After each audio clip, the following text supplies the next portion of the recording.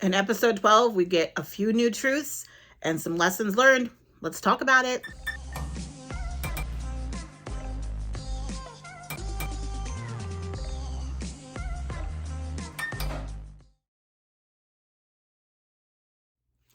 Hey y'all, welcome back to Red Lipstick Reality TV. If you're new here, hey, hit the subscribe button, turn on those notifications. We talk about everything Sister Wives here. Sometimes I talk about Golden Bachelor. I'm a little delayed, but we'll get it out there soon. But we're definitely staying on top of this Sister Wives here. The comments are a lot of fun, especially. So I want you to leave comments here. This is a great place to talk about it. So hit the subscribe button, join the fun, and sometimes I even go live. And you'll also be notified if I drop a new video like today.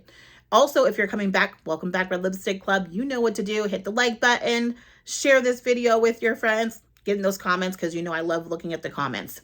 Actually, this video, I'm going to try to get into the comments sooner to respond back to you guys because they start piling up. So I'm going to try to hit whoever starts commenting on day one. Those are the ones I'm going to try to respond back to because you guys are here on right away. Like, love that support right away. I love it. So I'm going to try to jump in those comments and communicate with you guys.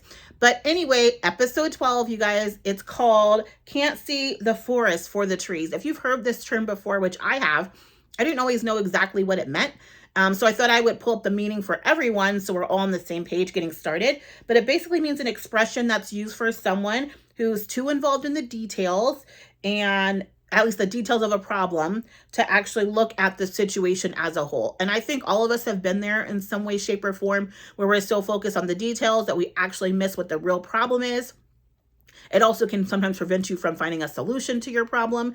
And we see Meri showcase multiple times how her being so focused on details has actually had a negative impact on her actually finding solutions to her problem.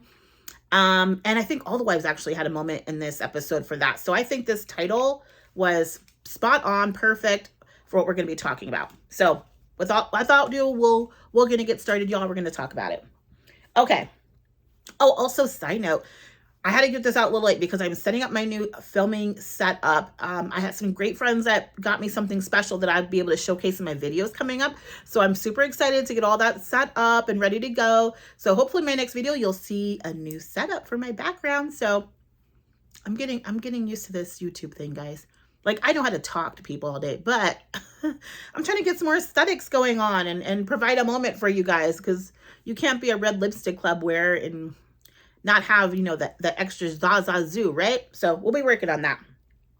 Without further ado, okay, first segment, you guys, it's Christine's 50th birthday. She's having a 50s theme party, having at her house. I love that it was simple, but also like elevated. So I like that everyone was dressed up. Once again, Gwen is not at a party. I'm going to talk about that a little bit later, but okay, girl. But all the rest of her kids are there, family, her mom. I haven't seen her mom on screen in such a long time, you guys. So that was super cute to see her mom there. Also, this is where we're talking about Mykelti being pregnant with these twins, right? Apparently, Mykelti tells Cody and Robyn first. Her excuse for why she told them first is so crazy to me. I really just wish Mykelti would say, this relationship I have with my dad and Robyn gives me a little bit of specialness that I need. Like, I need to feel special. I have never felt special growing up because there were way too many of us. And because I'm one of the only kids that they deal with or that speaks to them, it makes me feel special. And so I know if I give them this information, it's going to put me on a larger pedestal because I told them before I told my mom. I would respect Mykelti so much more if she just said that. I'll tell you this. Christine is handling this relationship with Mykelti and Robyn at a level of maturity that I believe only comes with therapy.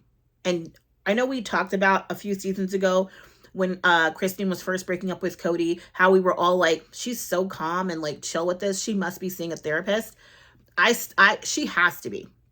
Because the way she's able to decompartmentalize the situation and separate her feelings from Robyn, from how Mykelti is interacting with Robyn, is a level of growth that I wish we all could have, but is very difficult to obtain. So just kudos to Christine for being able to just separate the two and not get jealous and just let Mykelti have that relationship. It couldn't be me. Okay. It couldn't be me. And also, don't tell me that they know first. I don't need to know that they knew first. It just could not be me. So anyway, moving on from that. You guys, Janelle looks so good. The dress she chose, number one, I loved the color. I loved the style. It was so flattering to me. I'm like, I feel like Janelle should have grown up in the 50s because the 50s like housewife look on her is giving. She looks so cute in that dress.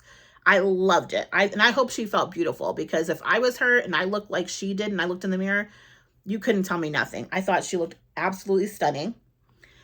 This is where I want to sneak in a little bit where Gwen was not at this party, okay? So I'm really starting to believe like that Peyton and Gwen are like two of a kind, and that's why they don't get along. Notice everybody else at least attempted to dress up for this event, and Peyton looks like he just walked in off the street. Like he didn't even attempt it. For men, it's so easy to find like basic pieces. He literally could have just done a James Dean and got a pair of jeans and a white t-shirt and slicked back his hair, and he would have looked the part of the 50s. It's not even a difficult costume to put together. Most of the costumes that would be for men, they literally have those staple pieces in their closet. I don't know too many men alive that don't have a pair of jeans and a white t-shirt in their closet. So that just tells me like his energy and Gwen's energy is very similar to me. And I mean, I have really gone hard for Gwen, and I'm not going to take any of that back because I don't think she should have to have a relationship with him. But I almost feel like it's like they're looking in the mirror at each other, and that is really what's causing these ruffles. So at this point, I'm just not going to give Christine any more hard time when it comes to those two, either one of those two, because I think they have probably made life a little extra difficult since they were children. Full stop, okay? You guys let me know what you think about that, but I feel like both of them like seek attention that way, like with being a rebel in an annoying way. Like I think Mykelti seeks it out more so in a positive way. You know, like she wants people to like her and love her, and she wants to be more present, overly present. Whereas I think Gwen and Peyton seek it out differently. You know, it's like you have to be the rebel. You got to be the outcast. You have to make a scene. And I just, it's a little different way. Like, notice Mykelti made a scene too at this event, but it was about the twins. You know, tell me what you guys think, if I'm like completely off on this or what, but just something I noticed about this party. Anyway, cute theme, loved it. Go ahead, Christine. I loved how she had that. Oh, I did like too that Christine brings up how she's like, her next thing is to be in a romantic relationship, but she doesn't want to talk about it to jinx it. How many people have like wanted to like meet a partner or met somebody that they really liked, and they're like, I don't want to talk about it to anybody or say anything because I think I'm going to jinx it. And I hate that feeling happens, but I cannot be the only person that's felt that way. And I bet you that's how Janelle feels. Not Janelle, but Christine feels. But you guys, thinking now that she's married, like watching these videos back, watching this episode back, and now knowing that she actually found her person, she's married, she's happy. She just had, David just made a post calling his wife like smoking and hot. That's all she wanted, y'all. She just wanted somebody to really see her and be really attracted to her and love her and pay attention to her. And David is doing a bang up job at that. And I'm like, Christine, come on, girl. I love that for you. That made me really happy to hear that. Just to hear her basically manifest her moment. And I love it. This is also, I thought this was hilarious because Janelle goes, I like this birthday party we had because it was a no drama, and also we weren't waiting on anybody. And you know, all of us were sitting here thinking in the back of our heads, oh, you mean waiting for Robyn? Like she's always casually late for everything and always has an excuse for why she's never on time for anything. Everybody has to wait on her, and it's just always something. Like she basically missed Logan walking across the stage because she couldn't find the big Coliseum. You guys, I was just in Vegas. I was just at the place where they had that, where he had his ceremony at, in Vegas for his graduation. And when I tell you guys how difficult it is to get lost when you're going there, there's either one or two ways to go in there. It's really not that big. I mean, not at all. So her whole thing about getting lost, I am perplexed, you guys, because if you've been to this place, it's literally a big old stairway that walks up to the place. You can't miss it. There's only one way that they're having graduates come in because you have to go through the security. So I know that thinking back on that now, I'm like, what a joke. Because I've physically been there myself and been to that little coliseum or arena. So cut the mess. That I just exposed Robyn on that. No, girl. Okay, my first WTF moment, you guys. Oh, let me show. Here's the clip. Roll the clip. Louder. No. She did. She was begging me. That's not an option. I know Jen from when we used to live in Las Vegas.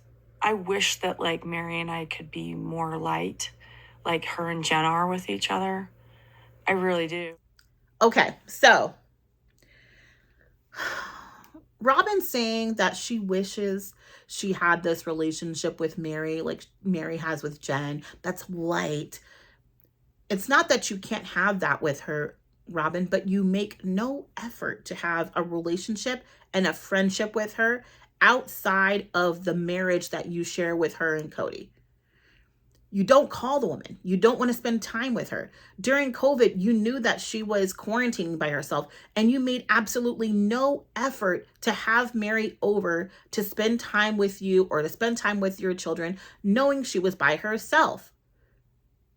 Kody is another reason why, because I don't even know. Is Kody why you're not doing that, or is it you? It's one of the two. And either one is not okay. Because Meri is willing to deal with whatever she has to deal with to have a relationship with you and your children. Even if her and Kody are not at where they want to be at, she's willing to deal with that. And honestly, she seems lighter now in life than she's ever seemed on this show. She's cracking way more jokes. She's a lot more funny. Not more funny, that's a terrible English, Anna. She's a lot more entertaining. She's funnier. How about that? She's funnier. So you don't want to have a friendship, Robyn. Who are you trying to fool? You're not fooling any of us. You don't want a friendship with these women. You don't. Because that would require for you to put that relationship above the expectations that Kody has set for your marriage.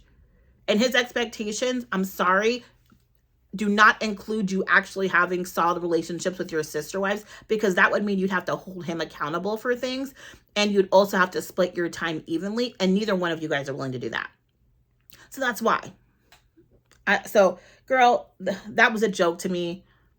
You could never be a Jen. Moving on, so this is where Kody is visiting Janelle's house, new apartment for the first time. Apartment is super cute. It is, you guys, I am so happy for Savannah.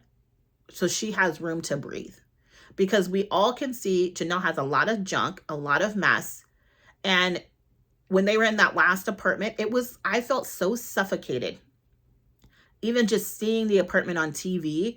So seeing this space where it feels like Savannah really has space to breathe. And even Janelle has space to breathe. And like, it just feels so much lighter and airier, and it doesn't feel so college dorm roomy as it was feeling before. It feels like an adult apartment for her. I'm so excited for Janelle to have this space, and I totally understand her saying like, this is mine. I don't really care if you come over. I'm going to say this too, you guys. At the beginning of this segment, Janelle says that Kody messaged her and said, hey, I want to come see your apartment. At the end of this segment, this man has the audacity to say, I don't know why she invited me over. Why am I staying this place if I'm not going to live here? Because you asked. So Janelle could have cared less if you came over. You wanted to come over because you're nosy and you want to see it. So you saw it and keep it moving. But don't act like you're doing anybody a favor. You're not. He's so full of himself. Like, that was just hilarious to me. I'm like, but boo-boo, you messaged Janelle. Okay. So this is also, like, Kody just, to me, also cannot handle rejection well. So he's it's almost like he's trying to stake some kind of dominance or, like, connection to making this happen or make this possible. And you could just tell, like, Janelle's uncomfortable with him being there. Savannah's even uncomfortable with him being there. And he also, too, this is where Janelle says he really has made no effort for them to get back together. He hasn't called a therapist. When they had that meeting together, that's something that Janelle made mention of as well, because Kody says, well, let's see some therapy. Get some therapy for it. He's made no effort to do that. And Janelle even knew that he wouldn't make any effort because she called it out then. And guess what? He did it. Same thing with Christine. When he tried to say he should get therapy with Christine, and Christine's like, this man is not going to take the time to call a therapist and set that up. If anything happens, it's because I did it. It won't be because Cody made the effort. And I know for many women, it gets really old being the one that's always starting things, setting things up, preparing things, organizing things. That becomes very exhausting, and it doesn't feel like your partner is investing as much into the situation or the relationship that you are. And literally something as simple as the man calling up a therapist on his own, seeing what times they have available, calling you saying, hey, these are some times that are available. Can you do these times? Making the appointment, paying for it, setting it up. That goes a long way, because that's already showing me you're willing to invest one of our most precious assets we have, and that's our time. And if you're not willing to invest that, why would I invest in you? Right? So they're talking, they're going back and forth. This is where Janelle basically gives him a pass, and I wish she'd stop giving him a pass in parenthood, because he takes Savannah to dinner every few weeks. That's not a parent, Janelle. The man lives like, what, 45 minutes away? If you only see your daughter once every three weeks or so, and you only live 45 minutes away, that's a problem. That's a problem. So stop making excuses for him. He's still half-assing that parenting with her. Stop. Okay, so... Oh, Cody's also... He talks to Savannah. He's like, oh, is this better than the RV? Is this better than the last apartment? Janelle doesn't need you to rub that in her face. She knows that she should not have had Savannah in that RV. And she also knows that she should not have had Savannah in that little bitty apartment. She does not need your 2 cents, Cody. Cody, if you were more involved and invested in the living situation of Savannah and you were so concerned about it, guess what? You would have forked over the money, you would have made the effort, and you would have taken the time to find adequate living for Savannah and Janelle. You also would have made sure that the Cody pass was paid off, so that way Janelle could be building her casita while she was in the RV on the property. That was the whole point of her having the RV, so she could build the casita. But since you want to tippy-tap around about it, you want to act like nothing's happening, you whatever, you have no money, no resources. That's why Savannah's in the living situation she's in, because you're making no steps or moves to make it better for her. Stop it. He's so ridiculous. He's so like undercutting, like he's trying to jab at Janelle, and Janelle is not biting, y'all. She is not biting at this, and I'm just loving it. That's why he's so mad. Like Janelle, neither Janelle or Christine, once they were done with him, when I tell you these women were done with him, and he could not handle it. He could not handle how done with him these women were. But I'm like, Cody, this is the result of you emotionally, not just physically, but emotionally abandoning your wives. Because at some point as women, once we decide we're done, baby, we're done. And I'm talking about not just, oh, okay, I think I'll leave them. No, you guys know what done is. It's literally like even the thought about this person, seeing this person, I feel like literally we're just like, boo-boo, we're done with you. I don't know what to tell you. So I was absolutely here for that.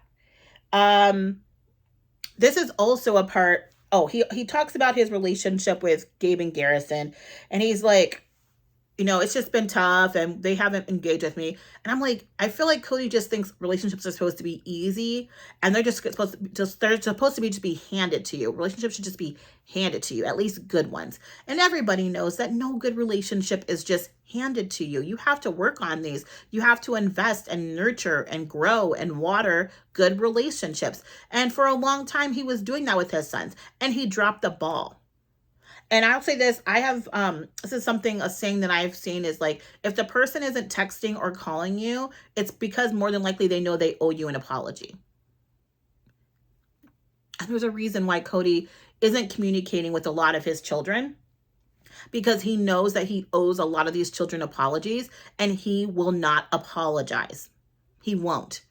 So instead of knowing that that's what's going to be expected of him, he's just not communicating with people at all, instead of having to own up to what he's done. And you'll notice this in some of your own relationships when you see people go missing for a while that were present all the time, and all of a sudden they're not texting you and they're not calling you. A lot of times it's because they know they owe you an apology. And you know that they owe you an apology, but they rather avoid it. They play the avoidance game as opposed to really having to own up to that. Because, man, I'm a real genuine I'm sorry goes a long way with a lot of people. And I feel like a genuine I'm sorry from Cody would go a long way with his boys. They are a lot more forgiving than me, but I feel like they would absolutely be receptive to a real apology from him. So will he ever do that? One will never know. This is also where Cody talks about, he's so delusional, you guys. He talks about how being in plural marriage, it's always a task. It's always pick me, do this for me, choose me. And I'm like, Cody, when you decided to be a plural husband, you asked for this. This is no different than monogamy and monogamous relationships. Robyn's asking you for things too. But it's because it's only coming from one person. You don't give her the flack that you gave everybody else. But it's what a normal relationship does. Just like when you ask, hey, can we have dinner? I'm hungry. Hey, can we have sex? I want to have sex. That's a task. Okay? I bet you it's a task for Robyn. She said you're her best customer. She referred to you as a customer, which means you're asking for her for a lot of tasks. So just because you're getting that request from multiple women, you asked for this when you decided to be a plural husband to multiple wives. If you weren't up to the job, you shouldn't have taken it. Moving on from Cody. Either way, I'm glad that Janelle has her place. She seems happy, excited, and baby, I'm glad he's not there. And how he's trying to talk about, we'll get to that, but I'm just glad that she's kind of staking her dominance. Okay, so moving on, y'all, we come to segment 3. We're back at the carriage house. I do actually think this part was kind of cool, and I think these are some of the positive things I would love to see in a new Sister Wives spinoff. And this is something actually I'd like to keep Meri on for, because I do feel her business with the B&B is actually something that's entertaining. If you were able to see guests coming in and out, seeing how they're redecorating, how that process works, seeing her banter with the character Blair, who's been introduced, which is her friend that she met online, and how he's an interior designer. And I feel like this part right here where I just love showing that she's going to build her business, and we get to see the details of that come together. And if you're someone that likes HGTV or something, this is actually kind of cool to see. And it's actually something positive on this show instead of the doom and gloom that's been going on. So sprinkling a little HGTV on Sister Wives is kind of fun to watch. Personally, I don't like white countertops either. So when Meri's like, I don't like white, I'm like, yeah, girl, I don't like white either. So I was agreeing. And Jen talking about she wants pink. I said, no, I agree with Meri on that. Like, I don't mind pink occasionally, but I am not a pink and glittery aesthetic for like spaces like that. Like, and it, like something maybe here or there, maybe I'll put on a pink gloss or something, or lipstick or something. But if you know me, you know that I have very minimal pink in my life. I very rarely wear pink, look at pink. It's just not my vibe. So I thought that was kind of funny. And I was actually laughing when Meri was talking about the circle shape. Because me personally, I also tend to stray away from circle shaped furniture. I like things that are more angular and square because they'll fit in every nook and cranny, and it just feels more organized to me, and it feels more modern to me. So I just was laughing a little bit because I was like, I am very much like that when it comes to furniture aesthetics. And I know that Meri is particular. Like they're showing clips of her being very particular when it comes to like her home and like the Vegas home. But honestly, the amount of money you spend on those homes, when you're going to resell that house, those things matter. And sure, she could have just glossed over some of those things and been like, oh, it's no big deal. I'll get over it. Let me just get in this house. But I was actually glad that Meri was like, no, that's not what I asked for. Not only am I paying for this, but at some point, maybe I want to sell this home and I want the best resale value for it. And paying attention to little details matters. And I don't think that was really ever appreciated about Meri. I think they just, because everyone else was so whatever about everything, they they made it a bad thing that Meri was particular. And so then when it feels like someone's always pointing and prodding you about that and saying, oh, Meri, why do you care so much? Or why can't you just let it go? She doesn't want to let it go. You know, just like you don't want to be pressured to like stay within the lines, then that's on you. But also she does want to.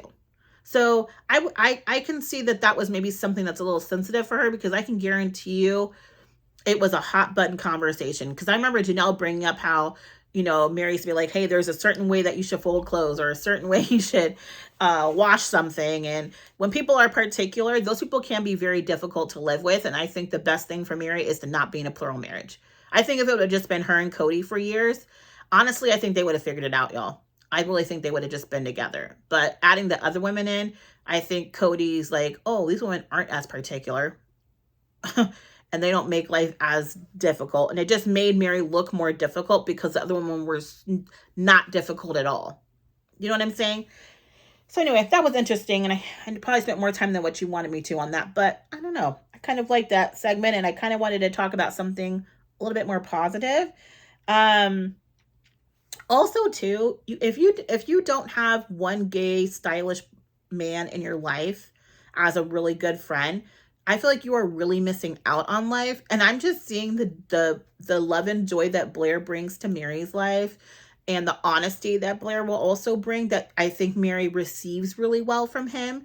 I know that some of my amazing gay male friends who, well, number one, are willing to tell you the truth, but also are the ones to lift you up to your highest point when you need to be as well.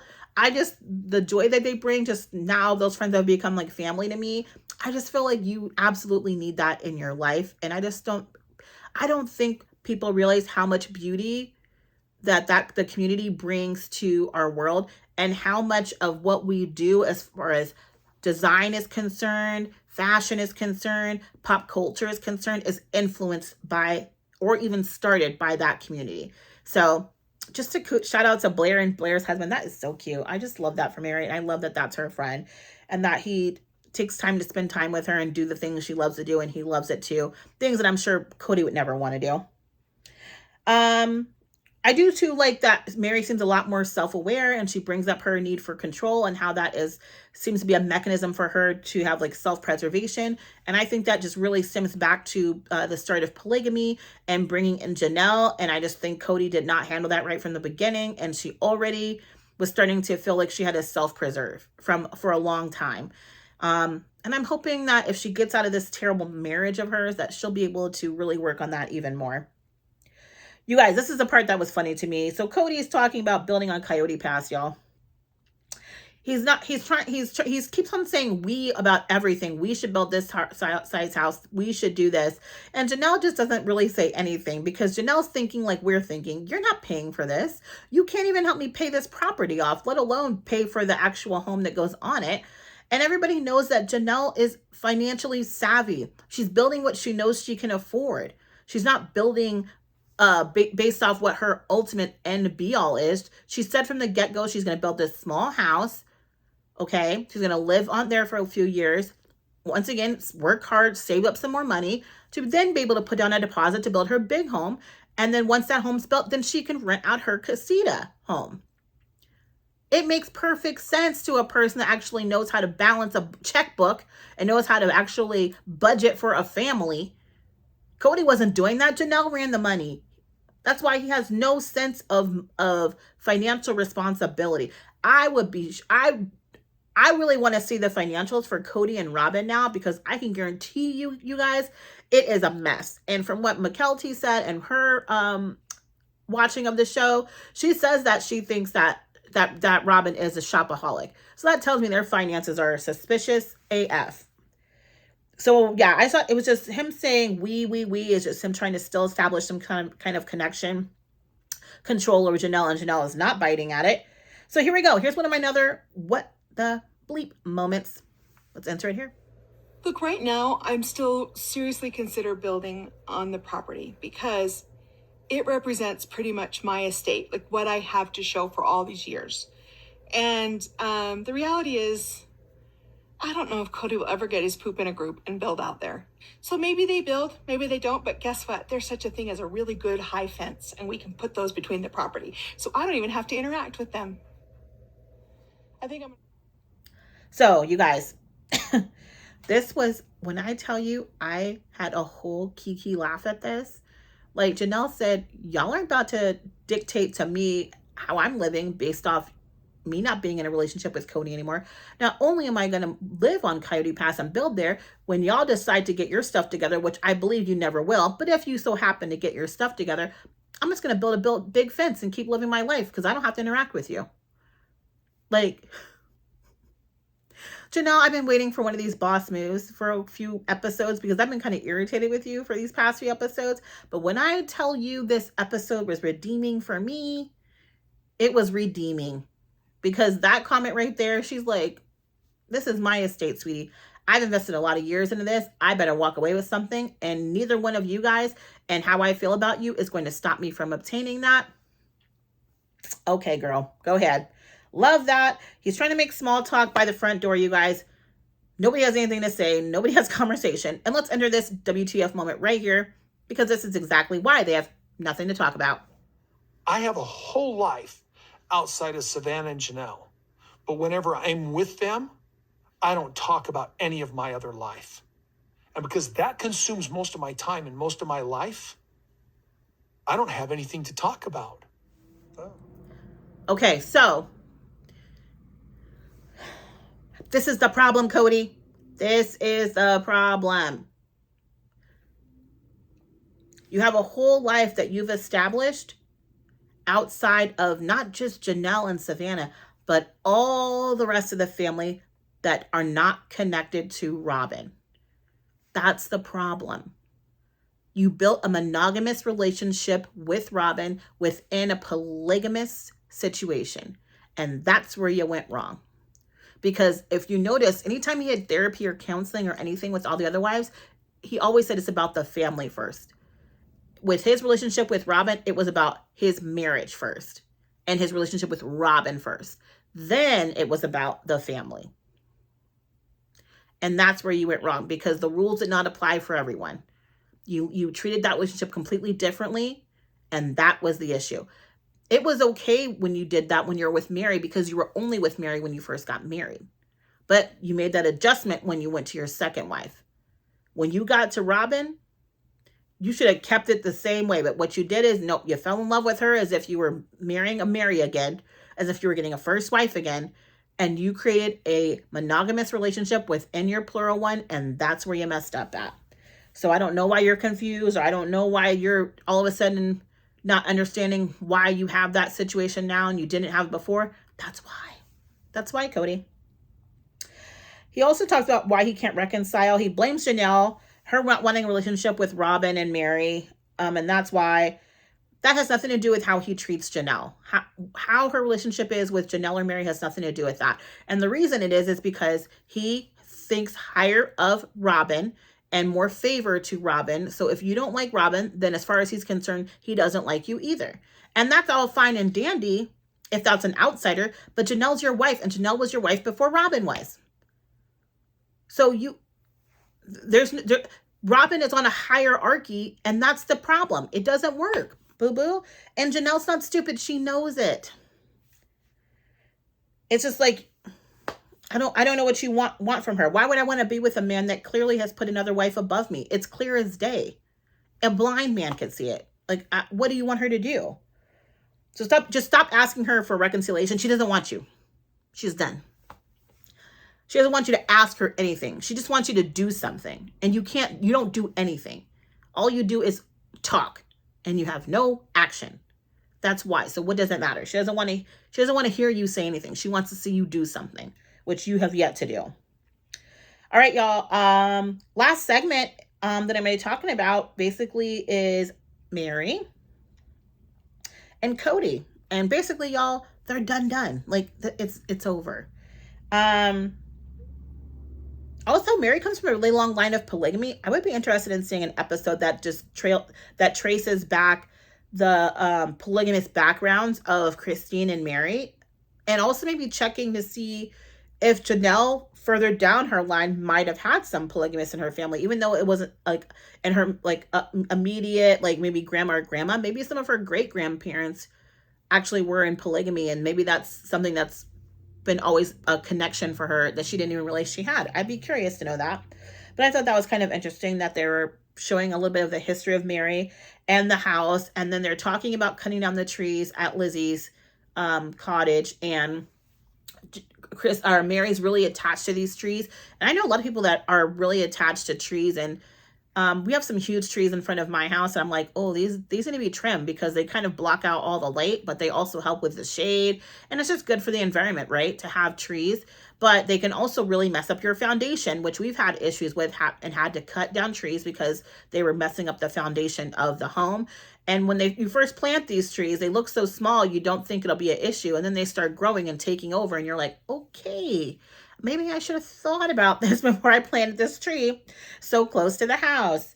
So I get that that's probably what the issues were with Meri's house. And so I also love to hear that even though Christine and Janelle don't really, F with Meri anymore, that they acknowledge that her relationship with Cody was one that was really strong and beautiful and in love. And both of them did that. And so I'm sorry for, Meri. Cody can never take that away from you. I don't care what that man says. Everybody saw it, and he knows it too. And I don't know who he's trying to pacify more, himself or Robyn, with downplaying what your relationship was. Maybe convincing himself that it's okay that he emotionally abandoned you for over a decade. If that's what he's telling himself to make himself feel better about that decision, and he thinks it's going to save him for how the church sees him, it doesn't save you, Cody. We all saw it. It's on film. My last WTF moment is Meri finally says this. Screw him. He's not worth it.